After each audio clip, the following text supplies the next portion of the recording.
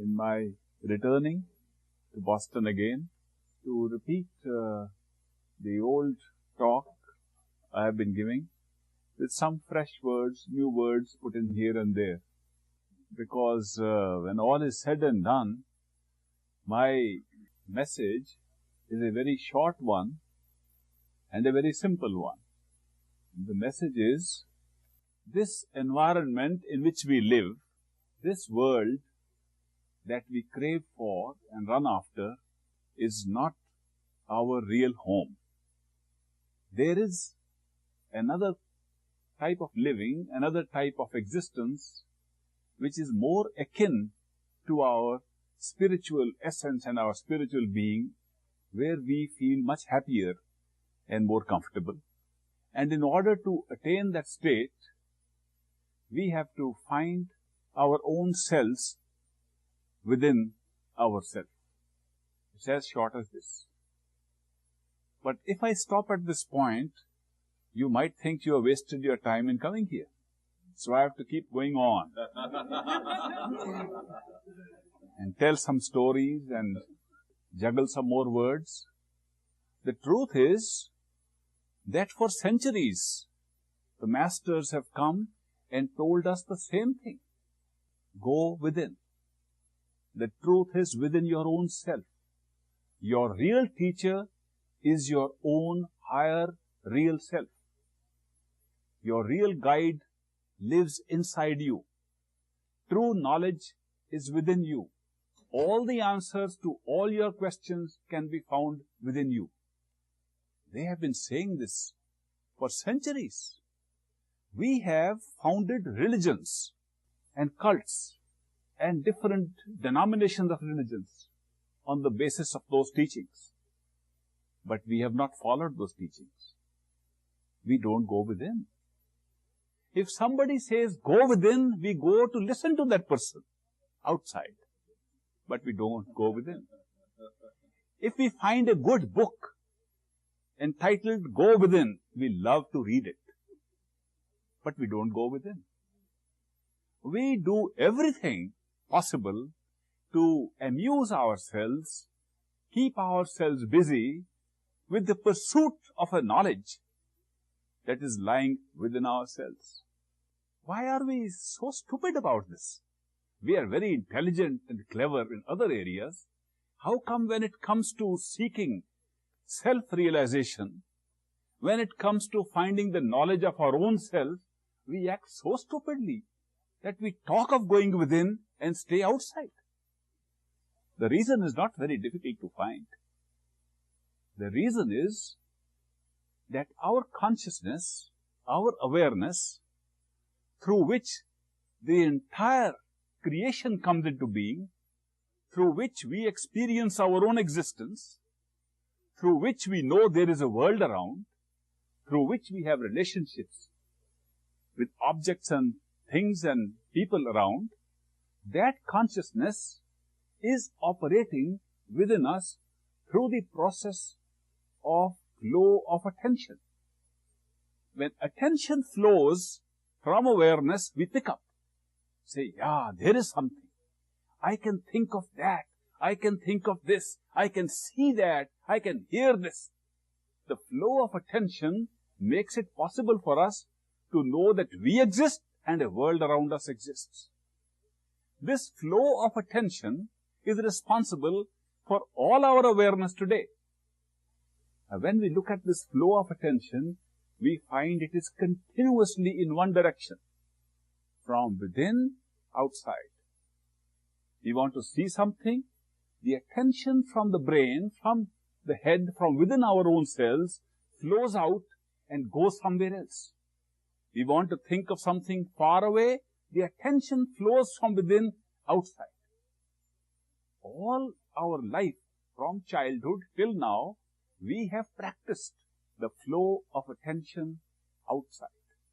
As if there is no other way to use attention except to focus on things around us, or focus on things that can be recalled from a past around us, or focus upon hopes and aspirations that can be built in the future around us. All these activities take the attention of human consciousness outward. We never practice reversing this process and saying one day in the morning, wow, I have been using my attention in one direction all this life. How about today withdrawing my attention instead of focusing my attention on something? We never done it. So we don't know what it means. When we try to do it, it doesn't work because nobody ever taught us. In India, we believe without a living master, one cannot attain self-realization. And one of the important reasons for that belief is that only a living master can tell us, no, what you are doing is not within. You are still outside. Reading is still outside. Looking at things outside is outside. Closing your eyes and peeping into the darkness, peering into the darkness is outside. That listening to music, meditational music with your eyes shut is outside. That thoughts are outside. That everything you are doing in consciousness is outside. Only somebody who can correct our own mind's trend of thinking can guide us on this subject. Otherwise, the words go within, the literature, the books, they can all convince us. We are doing a great job of meditation by contemplating some things, contemplating on concepts and ideas. Feel must be something inside. We forget that all our concepts and ideas are arising from the associations we have made with things and people and words outside. Therefore, we have habituated ourselves to a constant flow of attention outside, and these mystics and masters come again and again and repeat the same message, and those around them benefit the most, because those around them, when they make a mistake like this, are quickly corrected and told, no, don't think that closing the eyes takes you inside. It only darkens the vision in front of you. It doesn't take you inside. That darkness is not inside you. If you close your eyes and feel that the darkness in front of you is inside, just lift your hands and put them on the eyes and you pass all the space which you think is inside. Obviously it was outside. By the time your hands touch your eyelids, you crossed all that vastness and the darkness that you were seeing and thinking is inside. Therefore, how do we reverse this process? People try to practice on their own or on semi-qualified teachers who have themselves not had the experience of withdrawal of attention, but use of attention on various centers in the physical body, which they believe must lead us to an inverted attention within. For example, some people say, let us focus in on our hearts, the center of the being. Let us center ourselves. In trying to center, they close their eyes, they are still awake. In the wakeful state, their consciousness is still operating from the head behind the eyes, and they start looking down upon the head, upon the heart center, upon other chakras and centers below. The energy ganglions, the different focal points from where different energies are released and operate, we start looking at them and say, now we are withdrawing our attention inwards. We are not. Because the attention is still going out from our self. The self being behind the eyes in the wakeful state. Whether you put it down or in front or at the back or above, it's going out. It has often surprised me to see people saying, after all, it all depends upon him. So when they do like this, I also look up. Where is the him they are looking at? Because the him they look at is inside, not there. Inside where? In the heart? No, because the heart is below. You close your eyes, you know where the heart is. Inside means inside where you are experiencing yourself as a conscious being. In the wakeful state, we experience ourselves as the conscious being behind the eyes. People have said it's very easy to do meditation at the heart center. You close your eyes, it's very easy to focus in on this chakra. But it's very hard to just be behind the eyes, focusing on nothing. Because we are not accustomed to this. We have got habituated to focusing away from ourselves. Even when we try meditation, we try different techniques of finding out the energies, energy centers, and different focal points which seems to stimulate different kinds of experiences. We try to take advantage of them and say we are going within, but we don't go within. The secret of self-realization, which is revealed to us by these masters, the experts, the adepts, those who have done it themselves and have the experience, is how to withdraw your attention to your own self. If you withdraw attention, your own self, all the answers can be found within. You need nothing else. Whoever has done it has got the results. It is so universally true that nobody has questioned this. Nobody has come up and said, I withdrew my attention to myself and found nothing there. It's never happened. I've not come across a single person putting in this claim. I have met people who said, we put our attention on a dot, we put our attention on a circle, this happened and the rest did not happen. And they have complaints about the achievements by focusing attention on different things. But there has never been a complaint from withdrawing attention, not focusing, withdrawing attention to one's own self. People say, how long is this spiritual journey? How far do we have to go? They get startled when they hear that the spiritual journey begins and ends when we stop going. Not how far we go. It's the going that is keeping us away from the spiritual destination. If we stop going anywhere through our thoughts and attention, we are at the destination. The destination is our own self, the real self, the self from which consciousness itself is occurring, from which this existence is coming into being, from where we come to know we are there and everything else is there. It does not mean that the self has to be independent of us.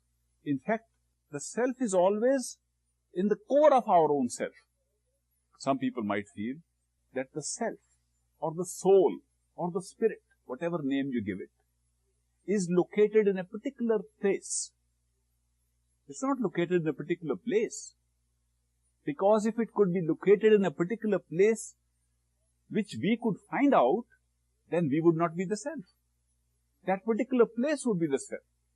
The truth is, the particular place revolves around us, and the self creates that particular place. In this human body, we have an advantage over all other forms of life. In all other forms of life, we have a programmed existence. Our cells carry the programmed message of how to live, how to respond, what to do next, how to use instincts, how to use reason. All the conditioning is already fixed and we move according to the program. It's only in the human body that consciousness starts acting a little different than it does by a programmed, instinctive way in every other form. And that is, it starts questioning and debating, should I or should I not? Should I go right or should I go left? Is this worth doing or not worth doing? This particular deliberative function that takes place in consciousness uniquely in human beings has sometimes been described as the exercise of free will. People are using this free will and distinguishing themselves from all other living creatures. All other living things are different from us because they don't use this deliberative process we call free will. But when they use free will, people forget that the free will they are using is a very dangerous thing. People are believers in God, and they say God is all-knowing and all-powerful, and then they start saying, should we do this or not do this? As if God knows nothing about it. How could He be all-knowing and all-powerful if we have the power to decide whether we should do this or not do this? If we really knew that the decision is ours to go right or left, that means prior to that decision, God knew nothing whether we'll go right or left. Supposing He knew that we will go right, then we have no free will. We only feel we have free will. That we will, after deliberation, left or right, okay, let me go right. And God laughs. See, I knew beforehand. He'll go right. Then He has free will. And God justifies the title we give to Him of being all-knowing and all-present. All the titles we give and attributes we give to God become justified only if our free will is not real. If our free will is real, we take away all those attributes from God. Here are people caught in this dichotomy, caught in the belief that God is all-knowing and constantly planning. I don't think I can do it. I have to make up my mind. I have to decide for myself. We have to decide things for ourselves. God has given us free will so that we can decide things for ourselves. We don't realize that if God gave us that kind of free will to decide things for ourselves, He disappears. He does not stay in the role in which we put Him. That He's all-knowing and knows in advance everything that is going to happen. This dichotomy is resolved only if we have self-realization. What happens when we have self-realization? When we withdraw attention to the self, we find that what is external to us is being created by that self. It does not mean that the external experiences are existing by themselves and we are just picking them up. That consciousness is just a receptor. It looks like a receptor. But when we withdraw attention to the self, we find its power to create. In the same way, like the same self during sleep engages in dreaming, and when it spins out a world of dream, the world looks real. And we meet people and they argue with us, they attack us, and we run away from them. And we wake up to find we created all those people, including the attacks upon ourselves, to sustain the dream sequence. If at that time somebody were to say that the dreamer, which is the self, the same self who's woken up, that the same self was not creating the dream, but was merely picking up. The dream was existing independently, that even if one woke up, the dream would still be there. Then one would take the dream to be real, a world to be real, and take this world to be real. I am suggesting for consideration that this world could be just a better, more clear, more consistent, more 3- and 4-dimensional dream, which the self is engaged in right now, and has the make-believe in the same pattern as in a regular lower category of dreams, that everything is already existing, I am merely the receptor. In which case, if we could wake up to a super-awakened level, above this level of the physical wakefulness, we might discover that this was a creation exactly of the same type as the one in the dream. Namely, that consciousness acting as the self generated this entire experience around itself.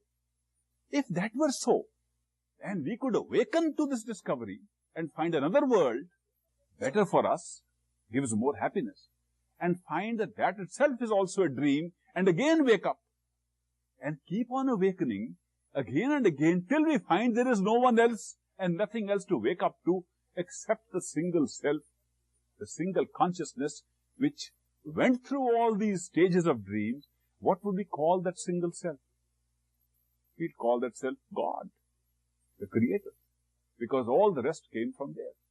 The dreaming process being the process of creation, and the self being the only reality, and therefore every level of experience was nothing more but the experience within that self, created like a dream to look like being outside. There's a little snag in this, and that is, if you create something, then you should be able to hold it only so long as you are experiencing it. Supposing a dream is being experienced and we are watching a flower, like I am wearing a message of St. Patrick's Day right here. I am watching this flower in a dream, and the green flower, normally it's white or pink or red, today it's green.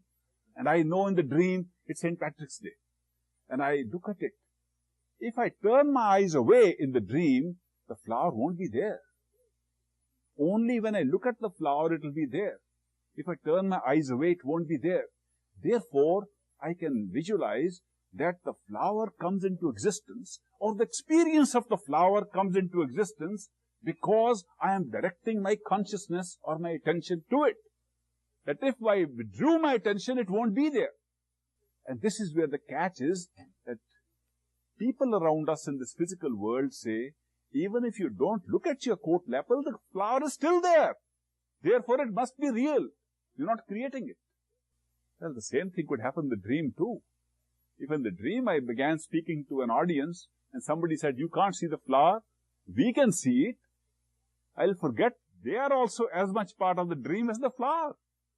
How can I cross-check from a creation of the same type as the rest of the dream, whether the dream is real or unreal?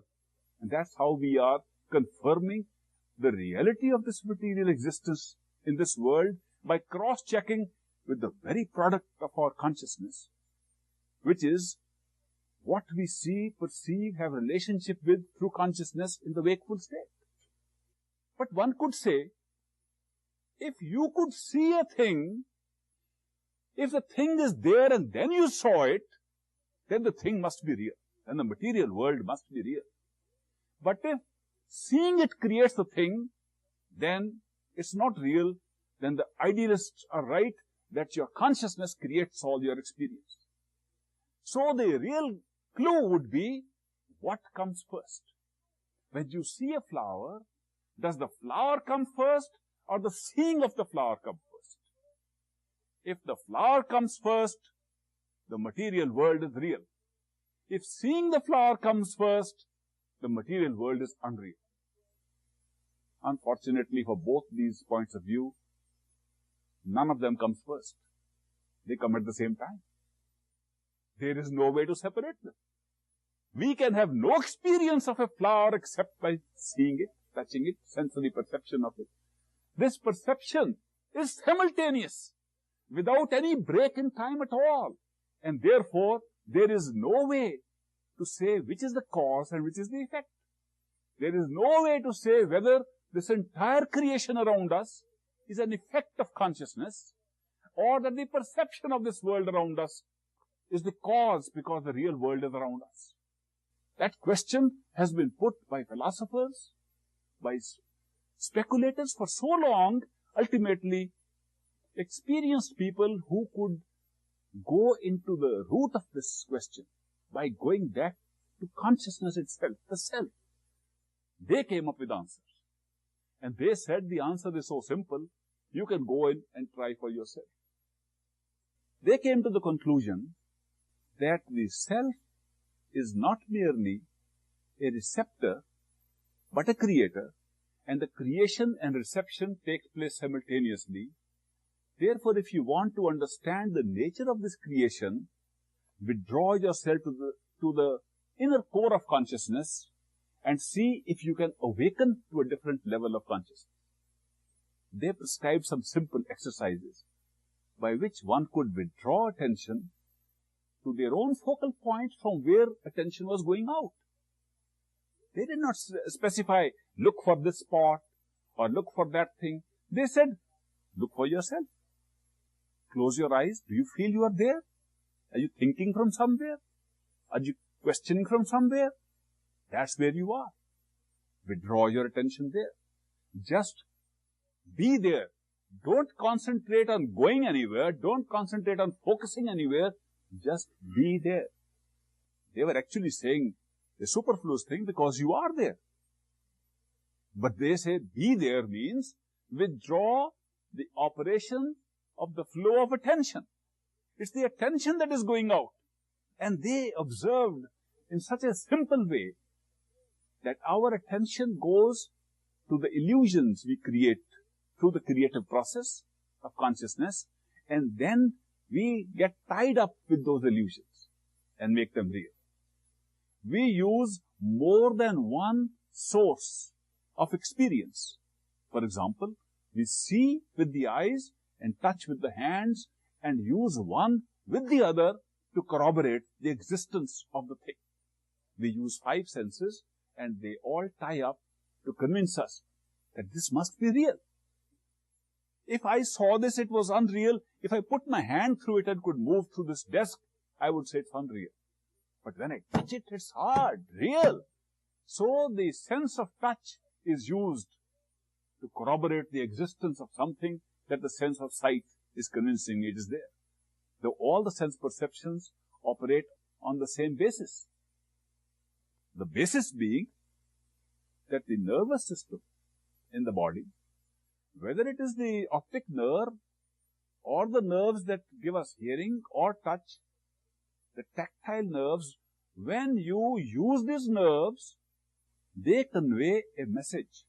If you take the sense of sight, it is said, if something is there, it casts an inverted image on the retina. The retina being the extension of the optic nerve.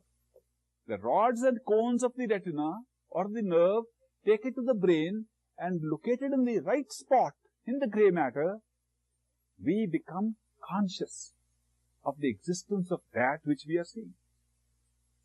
Supposing the retina had a built-in device of creating inverted images, we would see things exactly as they are.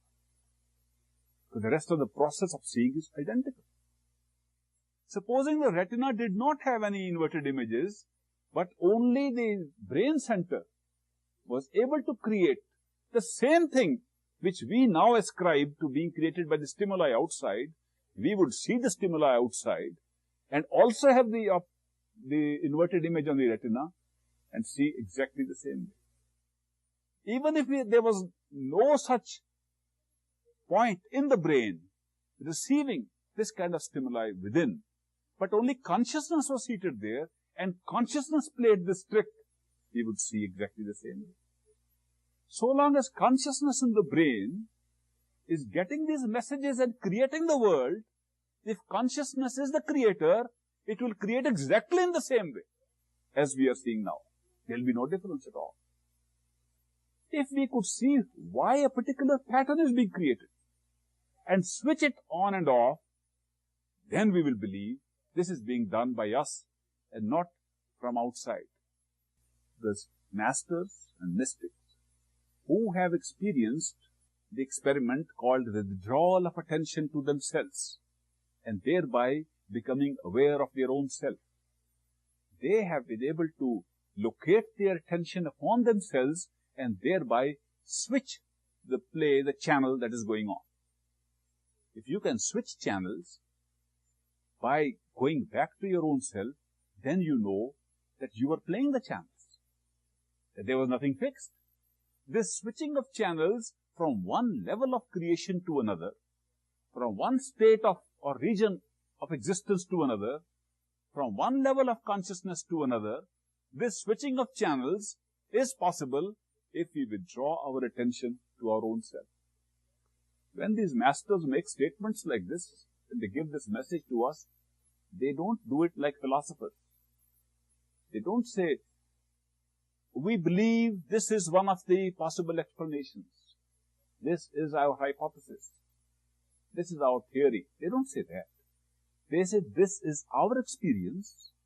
Looks like if you did it, it would be your experience. Try it out. They want you to try for yourself. If your experience is different, they'll be very happy to share it. They'll be very happy to listen to you. If you withdrew your attention, would it be different than what they do when they do it? They have done it. Their only qualification is that they have done something that they have come to teach us. They need not have written any books. They need not have studied in any university. They need not be any particular height or age. They need not belong to any particular culture or nationality.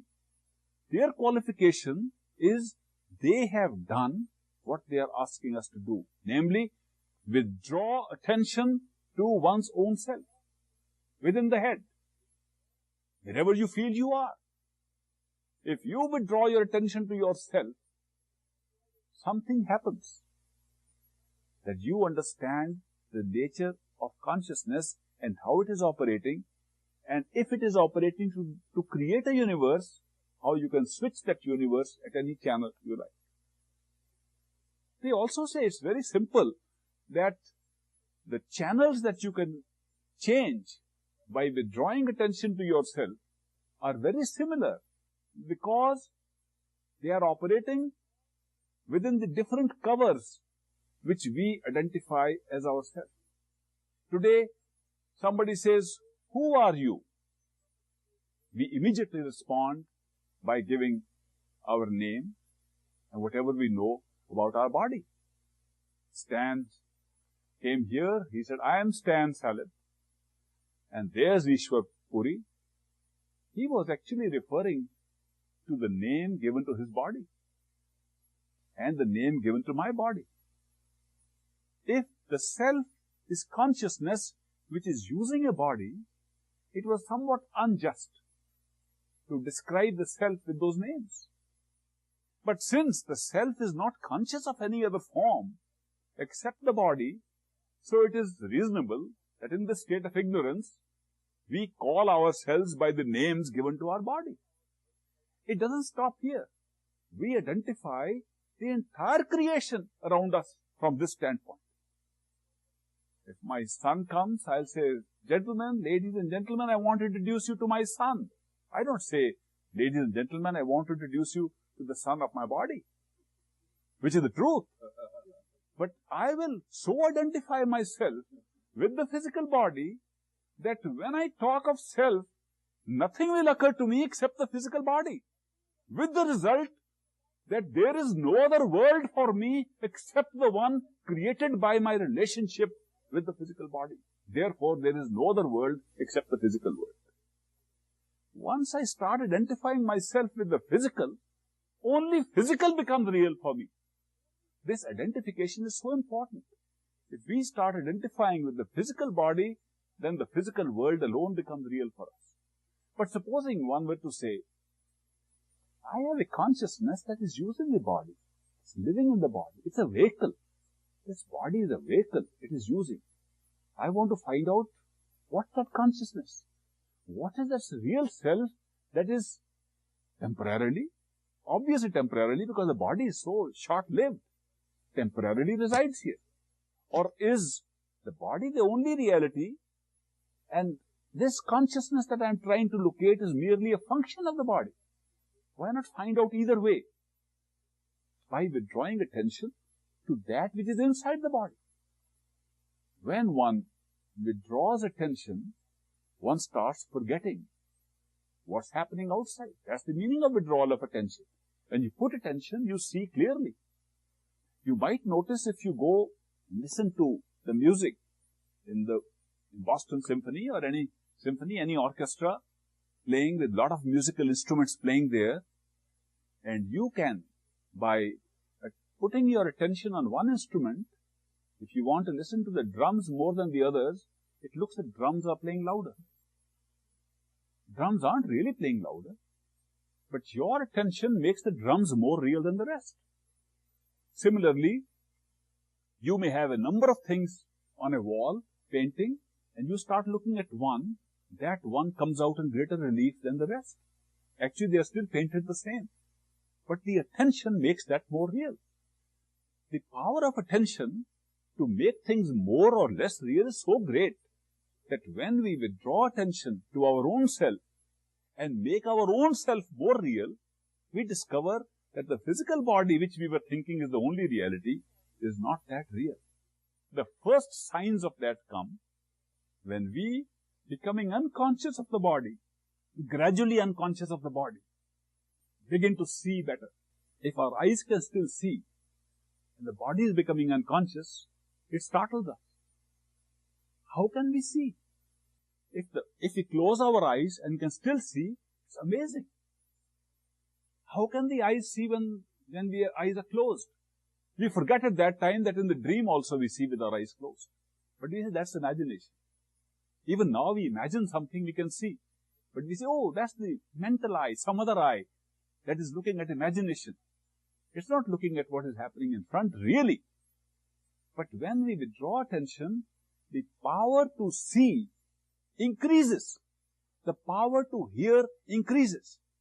The power to touch, taste and smell increases. And we wonder, how can these sensory perceptions, which we associated with the physical body, and which we thought were only acutely active when we are in the body, be still active when we are not in the body?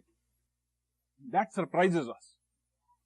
That's the first sign that we start thinking that this perception, sensory perception, is not based upon the physical body. It's based upon consciousness. As we withdraw our attention more to our own selves, we find that our understanding of the physical body undergoes a change, that if we like, we can just step aside. The body is still there. It's a very remarkable experience. Those who have done it have felt so strange about it. How can you step aside and see your own body, and still where you have stepped aside, you are able to see everything else too? Then more strange things happen. By this little experiment done with one's own consciousness, that when one withdraws one's attention, the body can be separated, and you can watch all those things happening, and then you find you are so light. You don't have to go dieting to lose your weight, because you have no weight. That you can see so clearly, you can see through what was otherwise a barrier, like walls. And you can fly without wings. That a person comes and is thinking something about you, and you can hear the thought as if you are thinking about it. This is such a strange experience to the same consciousness, which is now locked in the body, that one begins to realize that must be more real than this. If after that you step back into this body and get into this coarse cage that is enveloping us now, then we realize this body only hides the self. It is not the self. Unless this kind of experience happens to us personally, we cannot really say that consciousness is the creator of this experience. Therefore, these masters, the mystics who have come here, they tell us, do it yourself. Do what? They call it dying while living. They call it dying while living because when the physical body dies, it's exactly the same experience that happens. The attention is withdrawn. Suddenly the body doesn't know where the hands and feet are, doesn't know where the trunk is, head is still conscious, the person can still speak, and suddenly it appears something dies from the brain as if you get separated. And you can see you are dead. You must have heard of a number of near-death experiences, all very similar, surprisingly similar. But they haven't died enough to give you the details. But the mystics and masters say, why don't you die fully while you are alive and see what happens? You will find that what you thought were perceptions through senses built into the physical system were in fact senses of perception built into the conscious system operating in the physical body. That you could separate them, they don't become weaker in their action, weaker in their effectiveness, but stronger. They go further. They say, but supposing you became light and you became telepathic and you had all those strange experiences of flying in the sky, so what? One can have a good dream and have the same experiences. Where is knowledge? How does this compare with realization, self-realization? How do you find what the self is? So the masters say, don't stop there. That is just to tell you that the direction is right. you are on the right track. The track being, go within to your own self. The journey is in the right direction, that you are going from outside to within. But don't stop. If you stop there, you are merely landing on another plane which is not very different from this one in terms of absolute reality. You just have different experiences, maybe better experiences. You will lose your free will. Maybe the loss is great. You will lose your ignorance. You get all the knowledge. Therefore, you will lose your free will. You will know what you're going to decide tomorrow. How can you decide? Therefore, when you know past, present, and future, you have gained something and you have lost something. You have lost the bliss of ignorance, the bliss of free will, which only exists here. But you lose weight, you lose doubts, you lose fear, you lose many of the negative things of this world. But even after all this trading with good and bad, you are none the wiser so far as the true nature of the self is concerned. It's merely switching from one type of experience to another. How do you proceed to find out the truth? They say, don't stop there. Keep on dying while living in the next higher stage of what you think is your being, yourself. You will notice, if you have done meditation of this sort earlier, or if you will try it now, tomorrow, whenever, if you try this, you will notice that the form in which you exist weightless, in which you exist without the gross matter of this body, the astral form, the ethereal form, the light form in which you exist, that form is also very similar to this form. That the sensory perceptions function in that form, almost located identically to the physical form. In fact, the physical form takes shape from that form. When you find that, then that is as much a cover upon the self as this one is. So you haven't really moved too much towards a knowledge of your own self. You have merely moved one cover deep. You've gone little skin deep. You've gone under this skin and found out that there is a reality of your own being which is different from this. Perhaps more real than this. Perhaps more awakened than this. But still a cover. Therefore, you must proceed further to withdraw your attention from those sensory perceptions, from that body, within consciousness that operates in that body. The consciousness that receives the sense perceptions from the astral or ethereal body. You should withdraw your attention to that. If you do it, what will happen? You will lose consciousness of the senses. Just like in the first exercise, you lost the consciousness of the physical body, but the senses were as acute as ever. When you withdraw your attention from the sensory body or the astral body, you find that your perception becomes stronger and not weaker. That's strange, because we have never been able to think of perception as independent from sensory perception. Our understanding of consciousness has been, when senses see, we know it. That is why we are conscious of the senses. We have identified ourselves so much first with this body and then with the sensory systems that even when this body is not there, we say, that's me, that's the soul, I found the soul. This must be the soul they talk of at transmigrating and reincarnating. This must be the soul that goes to heaven. This must be heaven because I can fly in the sky. You are nowhere in heaven, just in a different dimension of consciousness. Just using an inner level, an inner cover of the self to have a new experience.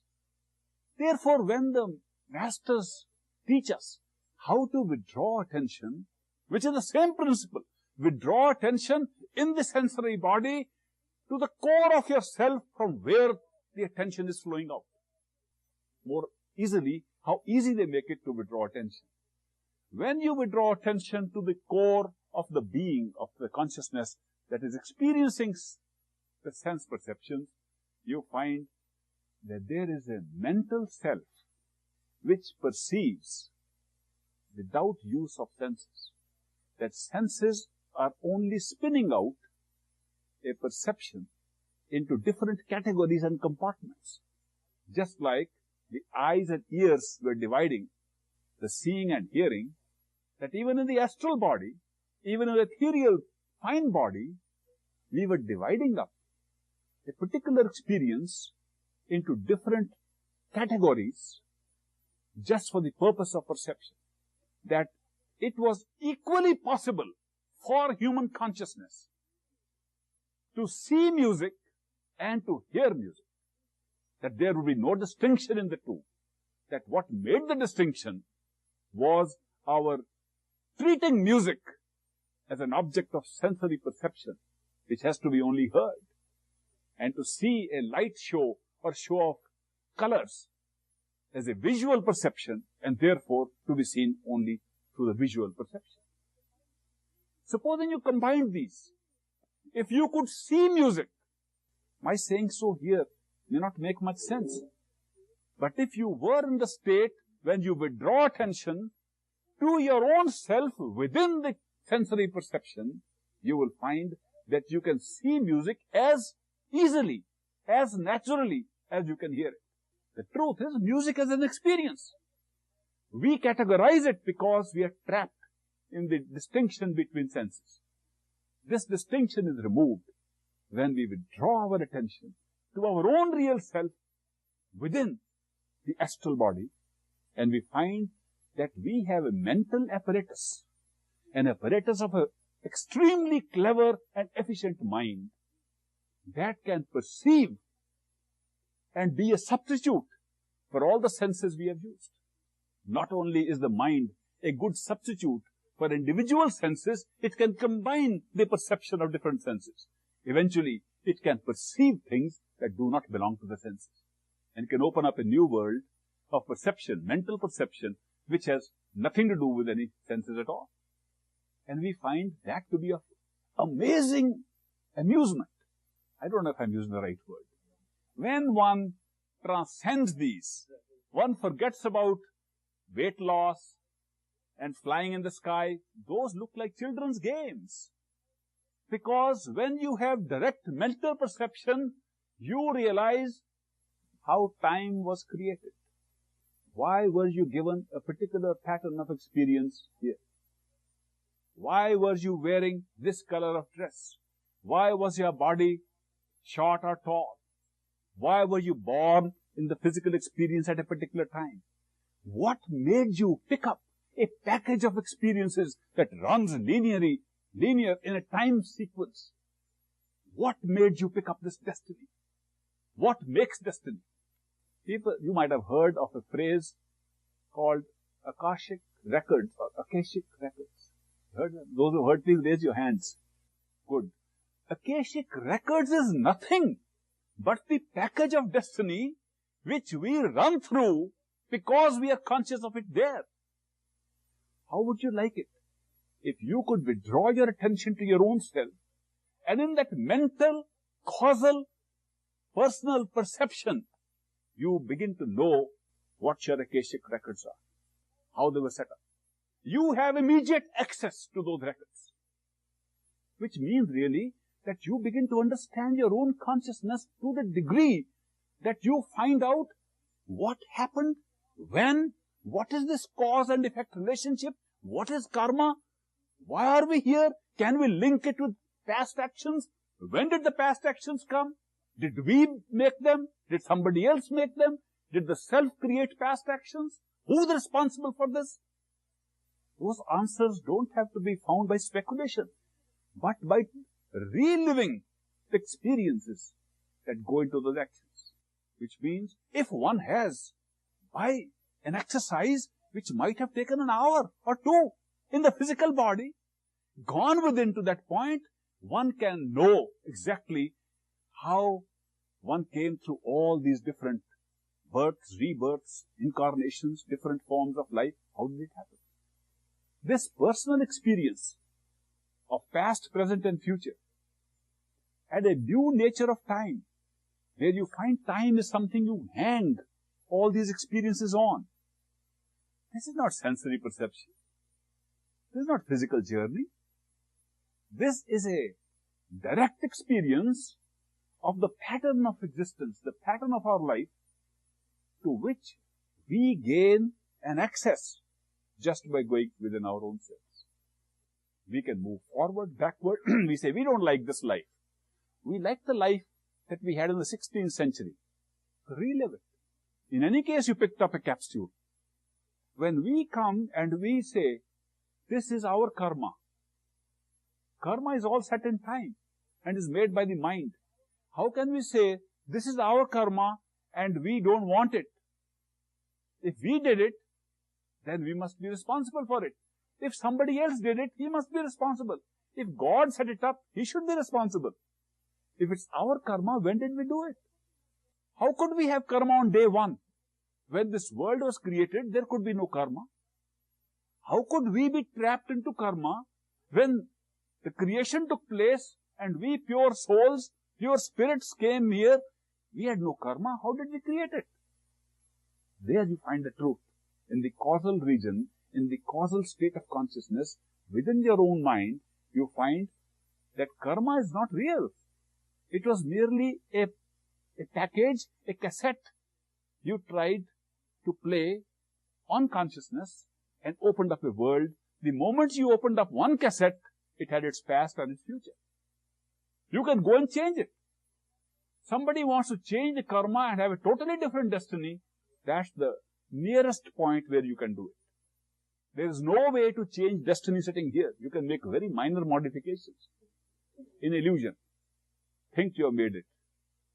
But there it's recorded that you will make these minor modifications. So you really made no modification. But over there, you can pick up another cassette. How can you have access to that ability to change destiny? By withdrawing yourself to that inner form of the self from where this is operating. If one were to stop there, one would say, I have reached the ultimate, the universal mind, the creator of all experiences. This must be it.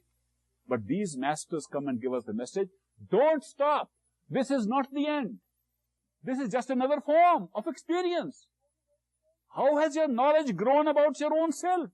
The self is still caught up in a higher and different experience. You are feeling very proud that you got this experience of how things happen, but this is just an experience. It's not you. You must go ahead and know the you, the self. The masters say, follow the same procedure again. Go within your causal self. Go within your mind. Withdraw your attention inside to your mind. What will happen? If you withdraw attention to the core of consciousness, not to any particular point, but to your own self, around which thoughts revolve, around which Akashic records revolve, around which all concepts revolve, around which all total perceptions revolve. If you withdraw your attention to the core of consciousness, the receptor, within this causal self, what will happen? You will find that the causal self was just a cover, as much as the body. That the mind is as much a cover upon human consciousness as the physical body. Something which is almost impossible to accept while we are in the physical body here.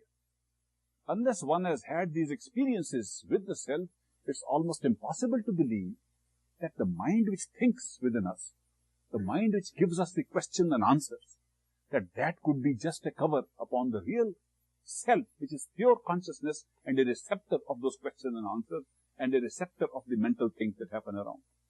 But we can withdraw attention within. Go within the mind to ourselves.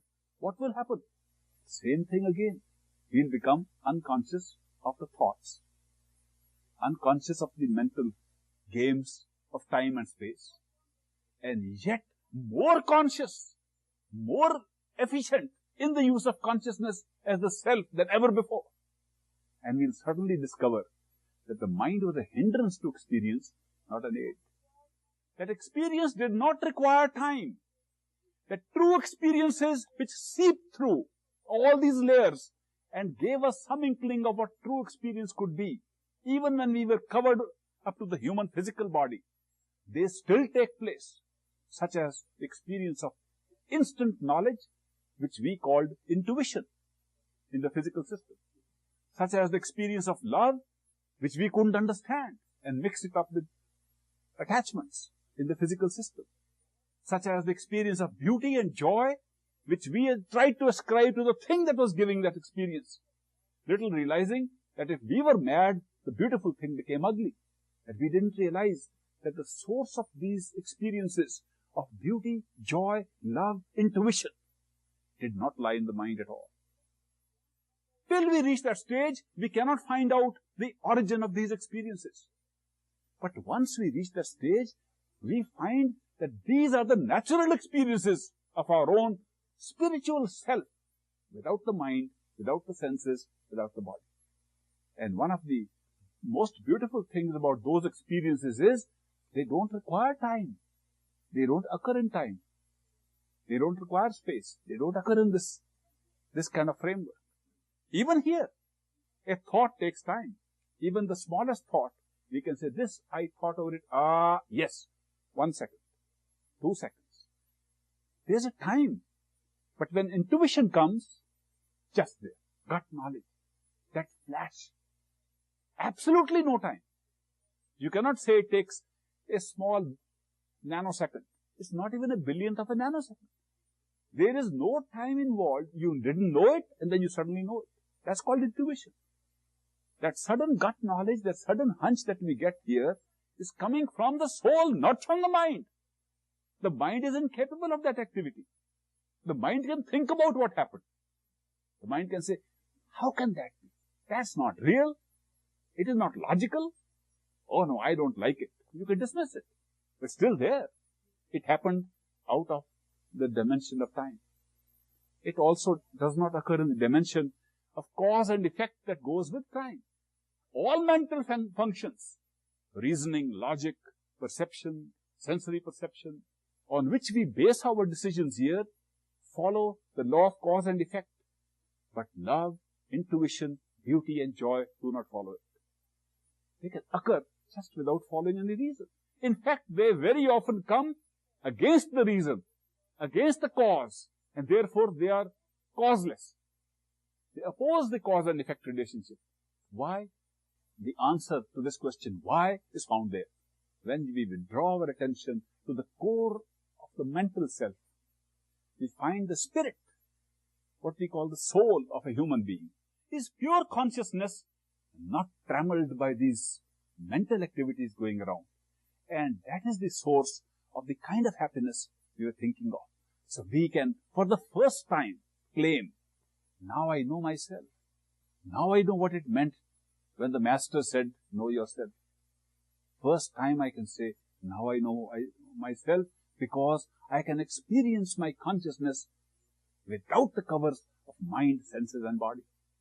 If one has achieved this through a process which is available to us now, which is a successive dying while living in each kind of our bodies, then we can say we are self-realized, that we have realized our own self. And then we feel very happy. I found it. Till the masters come up again and say, what? You stopped your journey just because you found your soul? Of course not. Only perfect living masters who have attained the truth of the highest order can come and stop us at that time. You see, how can they stop us now? We crossed all the covers that are known, the physical system, the body, the astral system, the sensory systems, the mind, the thoughts, everything we have surrendered. And we have experienced our own pristine glory of the soul, of our own spirit. How can you tell us the journey is not over? And the masters say, how could the journey be over? If you say, I am very happy, where is this I coming from? How could I be happy? Where is that I? Is there any I in that consciousness you observe? And that's the strangest experience, that you find that what you thought was the soul was also a cover.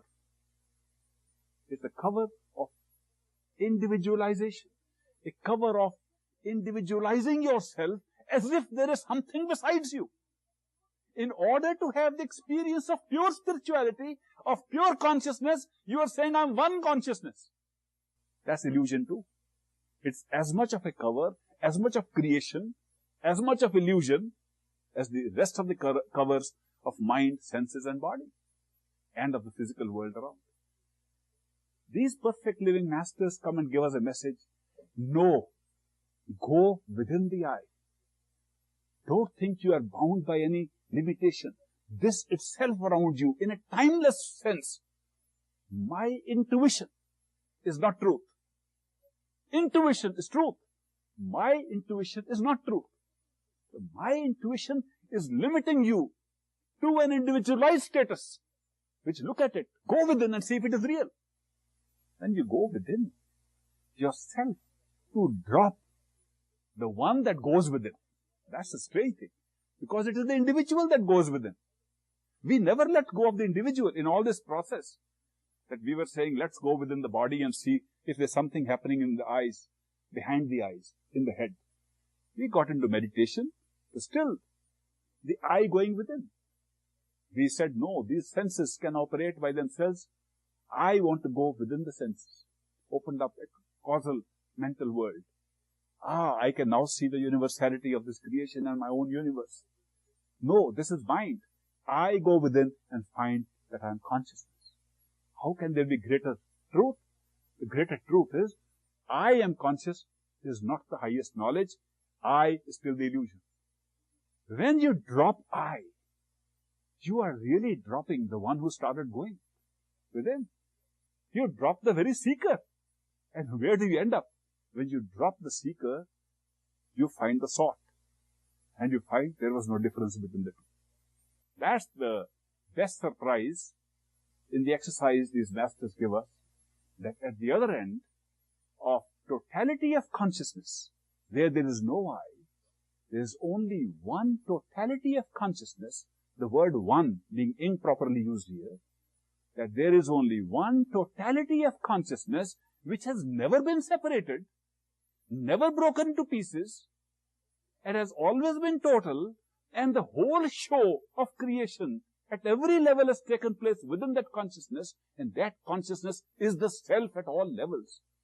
That the sought was the seeker, that there was no I, is the most beautiful surprise in the spiritual journey, that we find the totality being only one. That's great, because when you find there's only one consciousness, the rest are dreams. But dreams so beautifully spun out, they look real at every stage, more and more real. And we create this whole universe around us. A strange kind of perception of this universe comes to us, and we understand everything. And not only do we get the benefit of having an experience by denying the experience of the lower levels, we travel back and regain all these experiences without losing the experience of the totality and know what all this is about. And then the masters can only come with that experience and have a strange smile and compassion, a strange kind of attitude they have, mostly filled with love and compassion for us, because they are looking at it from the totality, because there is no one else, is self-created. All the beings are self-created and occur within that one. Sometimes you might have heard that this spiritual journey is like a drop of water separated from the ocean, which goes to merge back in its source. Anybody heard that story? That the spiritual journey is the merging of an individual soul in the Creator, who is the totality. I also heard this when I was a child, and I was very, very frustrated by this. I was very disappointed. In fact, I was very mad that if the Creator is the ocean full of water, and I am a drop from that ocean, separated from that ocean, and all I have to do by the spiritual journey is to go and merge in it, who is the gainer in this process? At least I am a drop today. When I merge, I am gone. I don't gain anything. And the ocean will not be much concerned with one more drop getting into it or not. Neither I gain nor the ocean gains. What is all these masters talking about spiritual journey? Go and merge there. I was in this error about the nature of the spiritual journey for many years. But experience tells us, when we experience, that it is indeed the merging of a drop of the ocean in the ocean, but it is a drop that never left the ocean. That's the secret. That we are an individualized consciousness experiencing this universe as an individualized consciousness, never having left the totality. Because if we had left the totality, it wouldn't be total anymore. Therefore, the totality created a state of awareness in which it could be individualized. The totality created a state of awareness in which it could spin a mind, time, space framework around itself. The totality so willed that it could put on senses to make it more beautiful. The totality so ordained and willed and wished that it should be so physically created that this should look so real. And totality put its real power of willing into the lowest form of the same consciousness in a physical form. That's the human being. And that was free will. Therefore, when we say, do we have free will? The answer can be no. Because if we had, then God wouldn't know what we are going to do. But then the second answer is, do we have free will? The answer is yes, because in our reality, we are the same God. Therefore, the free will is of the same being. Therefore, the answer can be yes or no, depending upon our state of awareness. Then, we can also say, yes, we have free will, because we are ignorant what we are going to do. If we had knowledge, we wouldn't have free will. Therefore, our free will is real only in ignorance. The moment knowledge comes, we lose free will. And the one who has real knowledge, which is our own full self, total self, has the real free will. Free will is one of those things that has bothered a lot of people.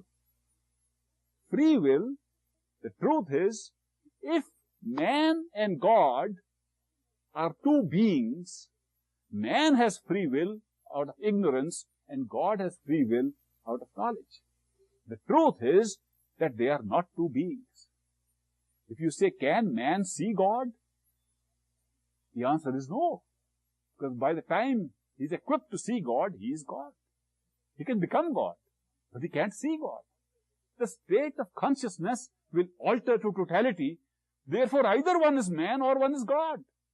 Or in between, the various stages of progression to that level of consciousness. These masters and mystics come and teach us in a very simple way how we can practically proceed to determine if all that they have said can happen to us. We can proceed to withdraw our attention through simple exercises that they teach and through the love that they create. And they take us back to the core of consciousness where the totality is experienced personally. When that happens, all the answers come to us automatically. You don't have to read any books. You don't have to go to any workshops or lectures. The workshops and lectures and books are only worthwhile if they make us start out on the journey within. If they don't, they are worthless. If they only take our attention outside, then there are a lot of things taking our attention outside. But the masters, when they come, they push us back into our own selves. One teacher from India came to this country many years ago. You might have heard his name, Swami Vivekananda. Heard his name? He spoke in the World Congress of Religions. And he made a point saying that this whole world around us is Maya, Mithya, illusion. It is not real. He said, whatever you are seeing around you is unreal. What is real is the one that is seen, the self. He said, everything that you see here around you is unreal. And then he put a question. He said, if it is true that whatever you are seeing and hearing is unreal, what about me? I am talking to you and you are listening to me. I must be unreal also. How come, being unreal, I am trying to tell you about reality? How can an unreal being start teaching about reality? And then he answered his own question himself. He said, the truth is, I am as unreal as the rest of the world that you are watching, with one difference. The rest of the unreality pulls you towards itself and ties you up there. This unreality pushes you back into your own self and tells you where the real reality is. That's the only difference. Otherwise, both are illusions. He gave a beautiful answer. which means that when we look at a master, when we say there is a perfect spiritual master or teacher, a perfect Satguru, a real teacher, what we are really looking at is an external experience that brings us back to the reality within, including the reality that that external experience was not real, but was created by the reality within. That is why these real masters never draw our attention to outside rituals, ceremonies, external things from which we create religions. We set up more rituals and more rules and regulations.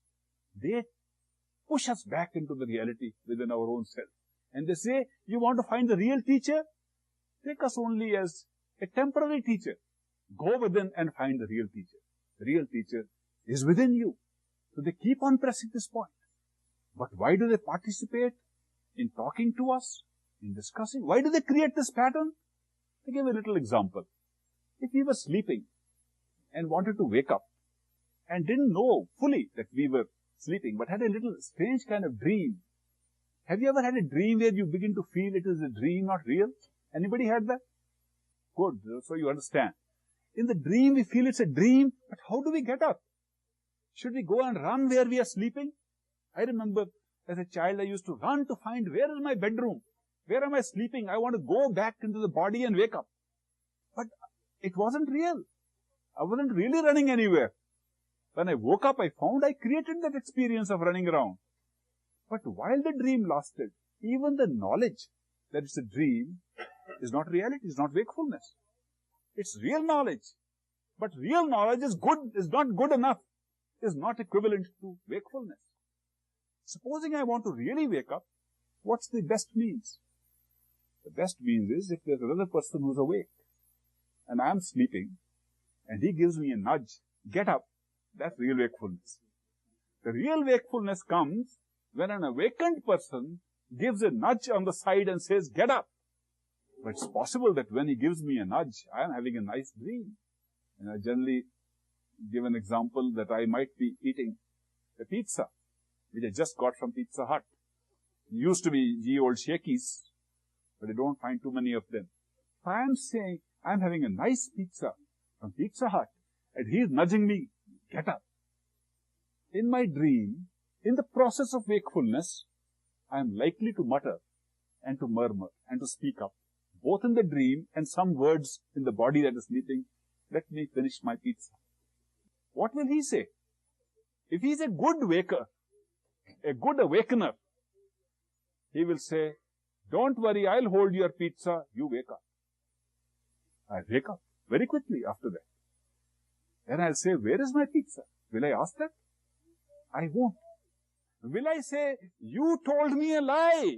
You said I'll hold your pizza. You knew all the time there is no pizza. Why did you say this? He only said it in order to participate in my dream. At that point, what I needed to waken up. Therefore, these wonderful experiences we have, which we call coming across a perfect living master, whose messages I am sharing with you today, these wonderful experiences come in the process of being nudged to wakefulness. And when we find them, we find what they said here was not so relevant as the fact that their saying made us wake up. And therefore, their mastery consists not of the words they use, not of the things they say, but the effect they have upon our consciousness and how much they can awaken us. One of the best techniques they use is the technique of love, because that comes from the soul. And those who come from that region, you will find them sharing so much of love, which we can't even understand where it comes from, because it is different. It's not the kind of attachments that we have experienced. It's something else that happens to us. Something of an identification. Something where we begin to feel we are there and they are here.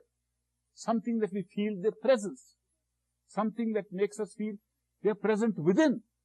That kind of strange feeling of love is one of the things that happens in the company and presence of these beings, these living people whom we call perfect living masters. They are performing their role. They are performing their function of awakening us in this beautiful way. And how do we find these beautiful people?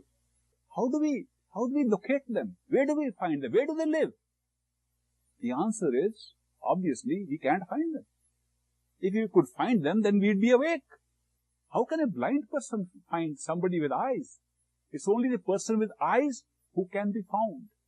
Hence the saying in India, when the chela is ready, the guru appears. They never say, when chela is ready, he can find a guru. Never heard that. When the disciple is ready, the teacher appears. How does the teacher know that the disciple is ready? If he doesn't know, he's not a good teacher. He's not the kind of teacher I am speaking about. The teacher I am speaking about is already inside the chela, is already inside the disciple, and appears outside because the inside is ready.